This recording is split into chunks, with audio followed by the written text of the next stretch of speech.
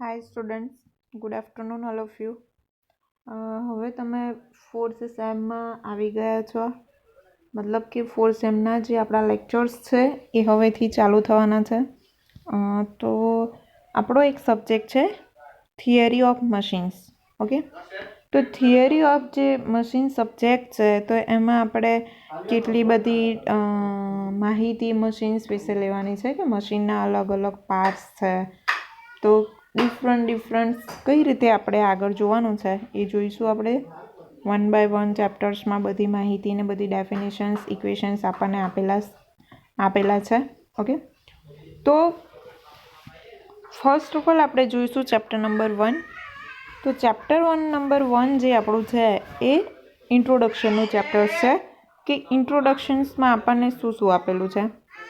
તો ઇન્ટ્રોડક્શન ચેપ્ટર્સમાં આપણને કેટલાક એવા પદો આપેલા છે જેવું કે મશીન્સ છે, સ્ટ્રક્ચર છે, સ્ટ્રક્ચર ને મશીન વચ્ચેના ડિફરન્સ હશે, કાઇનેમેટિક લિંક અને ફ્રેમ હશે, કાઇનેમેટિક પેર છે, કન્સ્ટ્રેઇન મોશન છે, કાઇનેમેટિક પેરનું વર્ગીકરણ છે.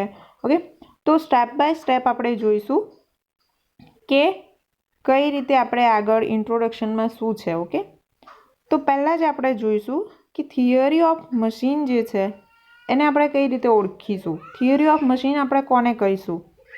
તો જે કોઈ બી જે મશીન્સ છે એના વિવિધ ભાગો જે છે એની વચ્ચે જે સાપેક્ષ ગતિ જે છે, તો સાપેક્ષ ગતિ તેમજ તેના ઉપર લાગતા જે બળો છે, તો બળોના અધ્યયન સાથે સંબંધ ધરાવતા હોય તે શાખાને આપણે થિયરી ઓફ મશીન કહેવામાં આવે છે. ઓકે, અત્યારે આપણે જોઈ રહ્યા છે કે મશીનના જે વિવિધ ભાગોની ડિઝાઇન કરવામાં આવે છે જ્યારે, તો એ જે ડિઝાઇન છે એ કોઈક એક એન્જિનિયર મતલબ એના માટે વધારે પડતું જ્ઞાન હોવું જરૂરી છે. ઓકે, તો જ્યારે કોઈ બી ડિઝાઇન તૈયાર કરવામાં આવતી હશે ત્યારે થિયરી ઓફ મશીનનો યુઝ કરવામાં આવે છે. ઓકે, થિયરી ઓફ મશીન શીખવા માટે આપણે એન્જિનિયરિંગ જે મિકેનિક્સ છે એ શીખવું પણ વધારે જરૂરી છે. ઓકે, હવે જોઈએ આપણે કે થિયરી ઓફ મશીનની શાખાઓ, તો એના બ્રાન્ચીસ કયા કયા છે.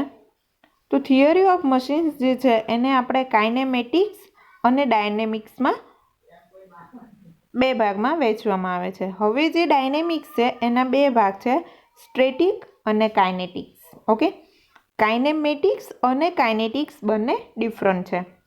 તો હવે આપણે જોઈએ કે કાઇનેમેટિક્સ આપણે કોને કહીશું. તો કાઇનેમેટિક્સ જે છે તો આ વિભાગમાં મશીનોના વિવિધ ભાગો વચ્ચે સાપેક્ષ ગતિના અધ્યયનનો સમાવેશ કરવામાં આવે છે. હવે જે મશીનની જે ભૌમિતિક રચનાઓ હોય તથા જે ગતિનો ખ્યાલ જે છે એ જ્યારે આપણને ગતિ વિશે આપણને ચોક્કસ ખબર હોય તો જ આપણે કાઇનેમેટિક્સ જે છે એના જે વિવિધ ભાગોની રચના કરવાની હોય તો આપણે કરી શકીએ છીએ. ઉદાહરણ તરીકે આપણે જોઈએ કે પિસ્ટનની ગતિ, કેમ અને ફોલોવરની ગતિ, શેપિંગ મશીનના આર્મની ગતિ વગેરે ઘટકોની ગતિ જે છે એ અંગેના અધ્યયન કરવા જરૂરી છે. હવે જોઈએ ડાયનેમેટિક્સ. તો ડાયનેમિક્સ કોને કહીશું આપણે? તો મશીનના ગતિ કરતા વિવિધ ભાગોમાં ઉદ્ભવતા બળો વિશેના અધ્યયનનો આ વિભાગમાં સમાવેશ થાય છે. જ્યારે ઉદ્ભવતા બળોના દ્રવ્યમાનનો વિચાર કર્યા સિવાયની બાબતો અધ્યયનમાં લેવાય તેને સ્ટેટિક્સ કહેવામાં આવે છે.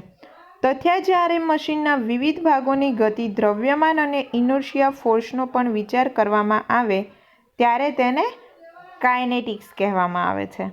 ઓકે, હવે આપણે જોઈએ કે દ્રવ્યમાન મતલબ કે જે માસ જે છે એ ગતિ કરતી ક્રેન્ક, કનેક્ટિંગ રોડ, લેથનો જે ચેક છે એ વગેરે ઘટકોનો જે ઇનર્શિયા ફોર્સ છે એને અભ્યાસ આપણે આમાં કરવાનો છે.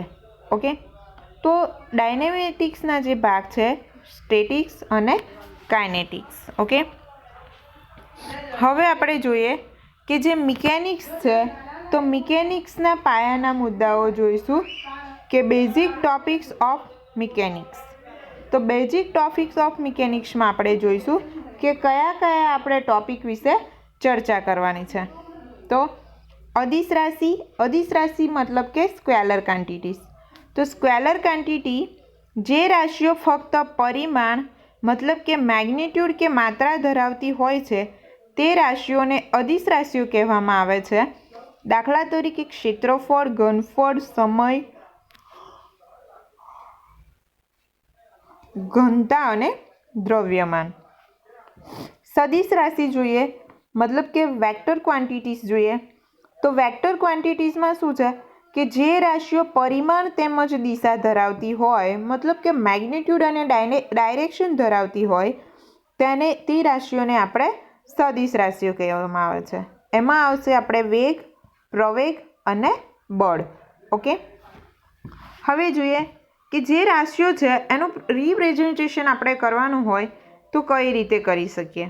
ઓકે, તો જે કંઈ બી રાશિઓનું રિપ્રેઝન્ટેશન આપણે કરી શકીએ તો કઈ રીતે કરી શકીશું. તો જોઈએ કે સદિશ રાશિઓનું પ્રદર્શન જે છે એ આપણે કરવાનું હોય તો સદિશ રાશિઓને પ્રદર્શિત કરવા માટે રેખાનો ઉપયોગ કરવામાં આવે છે.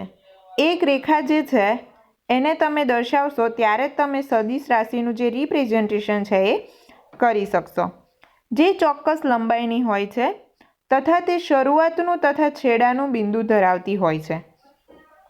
છેડાના બિંદુ ઉપર તીર ચિહ્ન દર્શાવવામાં આવે છે જે સદિશ માત્રાની દિશા ધરાવે છે. રેખાને ચોક્કસ સ્કેલથી સદિશ રાશિની ક્રિયાને સમાંતર દોરવામાં આવે છે. ઓકે, તો હવે આપણે જોઈએ કે જે સદિશ રાશિઓ જે છે એ સદિશ રાશિઓને પ્રદર્શિત કરવા માટે આપણે જે રેખાનો ઉપયોગ કરીએ છીએ એ જે રેખા છે એની જે લંબાઈ છે એ ચોક્કસ હોવી જોઈએ. હવે જોઈએ એડિશન ઓફ વેક્ટર ક્વોન્ટિટીઝ. તો જે બી વેક્ટર ક્વોન્ટિટીઝ છે તો એનું આપણે એડિશન કરવાનું હોય તો કઈ રીતે આપણે એનું એડિશન કરીશું. તો જોઈએ આપણે આકૃતિમાં આપણને બે પ્રકારની અલગ અલગ રેખાઓ બતાવી છે કે જે બે સદિશ માત્રાઓ એ તથા બી દર્શાવેલ છે. હવે જે બંને માત્રાઓનો જે સરવાળો જે છે એ આપણે પ્રથમ જે બિંદુ છે એને એક્સ લઈએ જેમાં જે બિંદુમાંથી એક રેખા પસાર થશે જેને આપણે એક્સ વાય કહીશું. ઓકે, જે સદિશ એ બિંદુને સમાંતર હોય તથા તેની માત્રા એ જેટલી હોય તો વાય બિંદુ ઉપરથી બીને સમાંતર રેખા વાય અને ઝેડ થશે. જે સદિશ બીને સમાંતર તથા તેની માત્રા બી જેટલી હોય તો હવે એક્સ તથા ઝેડ બિંદુઓ જોડવાના હોય તો આમ કરવાથી મળતી પરિણામી રેખા એક્સ અને જે ઝેડની લંબાઈ સદિશ એ તથા બીના સરવાળાની માત્રા જેટલી હોય છે.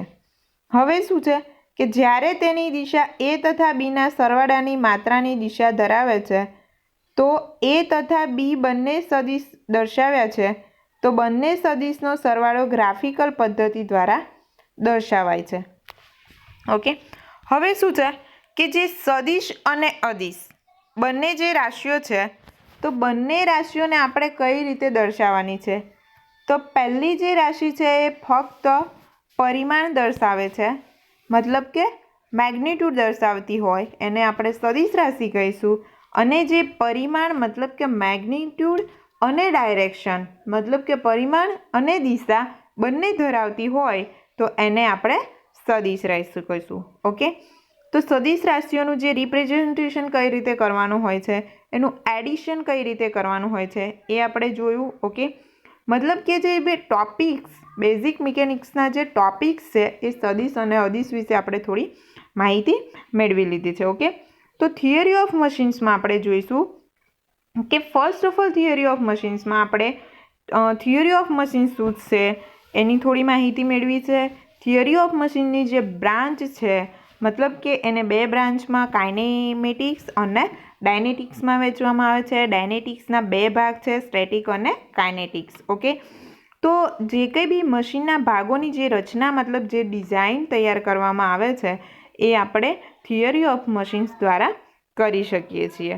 ઓકે, તો જ્યારે કોઈ બી મશીનની ડિઝાઇન કરતાં પહેલાં આપણે થિયરી ઓફ મશીન્સમાં જે કંઈ બી ડેફિનેશનનો ઉપયોગ થાય છે એના વિશે આપણે માહિતી મેળવવી જરૂરી છે. ઓકે, તો અત્યારે આપણે સદિશ અને અદિશની જે કંઈ બી એડિશન્સ વિશે જે એની માત્રાઓ એડિશન માત્રાઓ વિશે જે કંઈ બી જોયું છે. ઓકે, તો નેક્સ્ટ લેક્ચર્સમાં આપણે હવે જે એના મલ્ટિફિકેશન્સ જે હશે એ જોઈશું. Okay, so thank you so much.